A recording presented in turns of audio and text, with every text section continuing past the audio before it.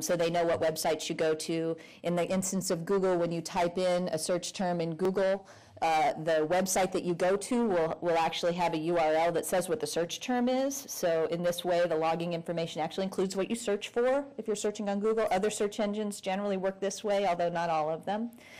So this information your ISP has. It has as a function of providing the service to you.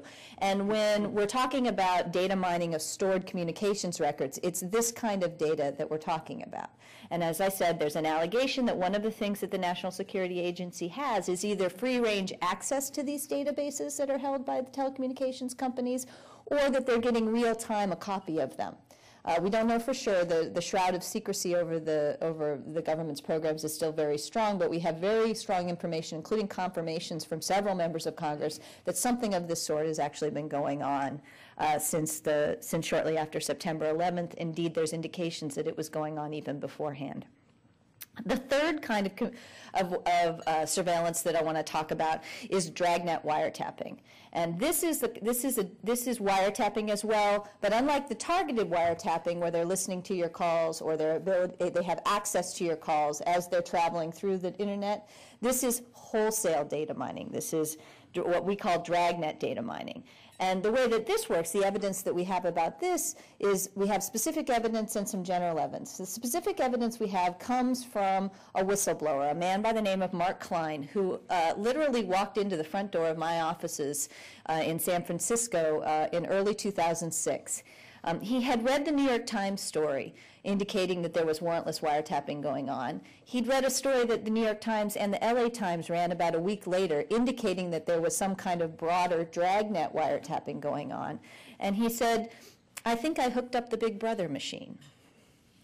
And we said, "Come on in."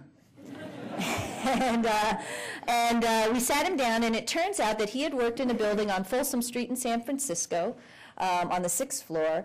And he was in charge of making sure that the internet connections that from AT&T, the connections for the communications that go from the AT&T network to the broader internet worked.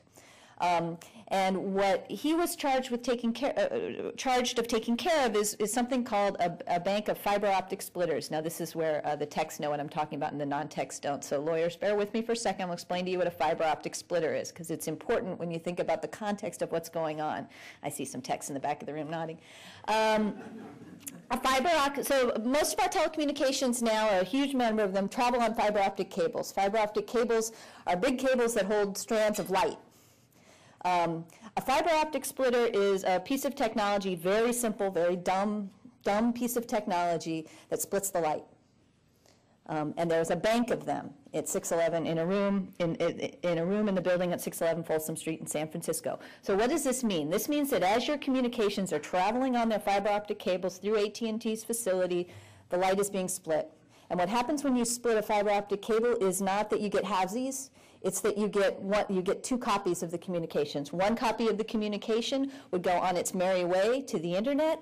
Another copy of the communication stayed right there in the building. In fact, it went right next door to a room called 641A in Folsom Street. Now, we know a lot about what's going on in the building of 641A, but not enough yet. What Mr. Klein brought us are the schematics for that building and a list of the technologies that are inside it in this room, in room 641A. What's happening to a copy of everybody's communications that transit through this splitter cabinet on their way to the internet is that they're going into a room that you can't get into unless you have NSA clearance. We know that about room 641A. We know about the technology inside 641A. It's the big machine that's most interesting in there is from a company called Narus, N-A-R-U-S. You can Google them. They're on the internet. They're based not too far from my offices in San Francisco. They have what's called a semantic traffic analyzer. What does that mean? A semantic traffic analyzer is a piece of technology that feels a little Buck Rogers to a lot of people, but it is able to sift through huge amounts of data in real time and pick out keywords, pick out algorithms, and basically pick out whatever it is the people who program it want to pick out and do it on a massive scale. One of the things that I hear from non-technical people when I talk about this idea of data mining, of a dragnet wiretapping, is the government can't possibly be listening in to everybody all at the same time. Well, I urge you to take a look at this company called Naris and their really cool whiz-bang machines. Remember, I'm a tech at heart. This is a cool piece of machinery. And what this piece of machinery can do is effectively pick out whatever the government wants from a huge stream of data flowing through it. A stream of data big enough to be all the data coming through the room 640 on Folsom Street. So this information is all going into government control. It is being sifted through in ways that we do not know. And the other thing we know about this room is that there's a very big pipe going into the room with all of this information coming into it. There's a smaller pipe that can carry up to 10% of that information coming out of that room. I say pipe, it's wires. I've been affected by Ted Stevens. But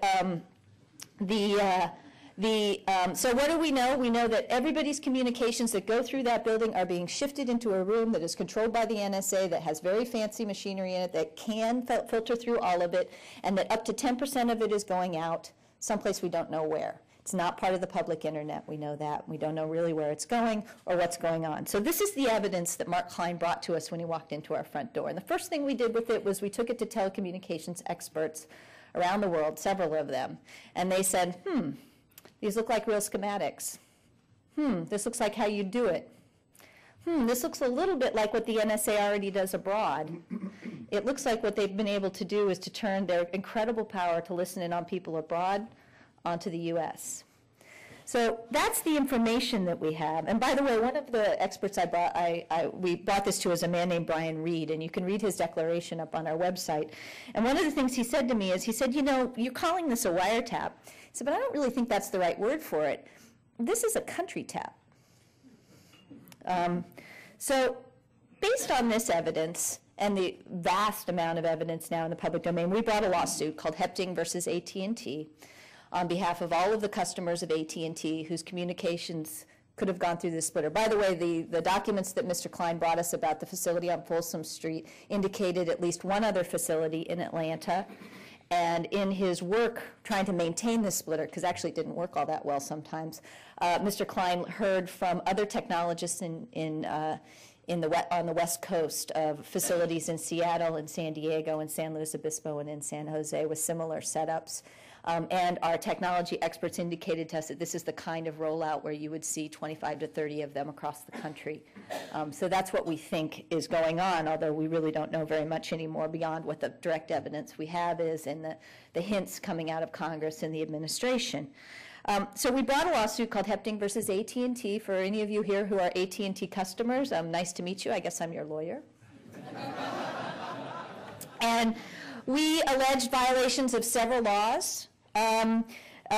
Basically, there's a set of laws from the Constitution, the First Amendment and the Fourth Amendment, the violation against search and seizures and the requirement of a warrant, a particularized warrant, that we think are going on here, plus a fortress of federal laws that have been passed since the 1920s by Congress to protect your private communications that we allege have been violated here. They include the Communications Act, which contains AT&T's obligation to keep your communications private. It includes something called the Stored Communications Act, and includes something called the Wiretap Act, or Title III, and includes something called FISA, the Foreign Intelligence Surveillance Act. Congress has worked hard to build a bulwark of privacy with multiple overlapping statutes to protect your privacy, and our allegations is that this setup blows through all of them and leaves you vulnerable. As you may have heard, there have been several other cases brought, over 50 brought all across the country. They have all been consolidated and brought in front of our judge, Judge Vaughn Walker, who's the presiding judge of the Northern District of California Federal Court, due to some way that federal courts work when there are multiple cases. And because our case was brought first in January, we are the lead case with Hepting. Now, you may have heard about something called retroactive immunity. How many people have heard about retroactive immunity? Yeah, this is something I didn't know existed until a couple years ago, but apparently the first thing that happened in the Hepting case was we just sued AT&T, we didn't sue the government, and the government butted in, they intervened, and they said, this whole thing's got to stop, it's a state secret, case has got to be thrown out. Courts can't look into whether the American people's privacy rights are being violated, whether the Constitution's been violated, or whether these 4 statutes are being violated, because it's all a big secret.